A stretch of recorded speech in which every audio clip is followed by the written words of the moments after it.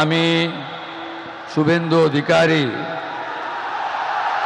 ঈশ্বরের নামে শপথ করিতেছি যে বিধি দ্বারা স্থাপিত ভারতের সংবিধানের প্রতি আমি অকৃত্রিম নিষ্ঠা ও আনুগত্য পোষণ করিব। আমি ভারতের সার্বভৌমত্ব ও অখণ্ডতা রক্ষা করিব। পশ্চিমবঙ্গ রাজ্যের মুখ্যমন্ত্রী রূপে আমার কর্তব্যসমূহ নিষ্ঠাপূর্বক এবং বিবেকসম্মতভাবে নির্বাহ করিব এবং ভয় বা পক্ষপাত, প্রীতি বা বিদ্বেষ রহিত হইয়া সকল শ্রেণীর জনগণের প্রতি সংবিধান ও বিধি অনুসারে ন্যায় আচরণ করিব।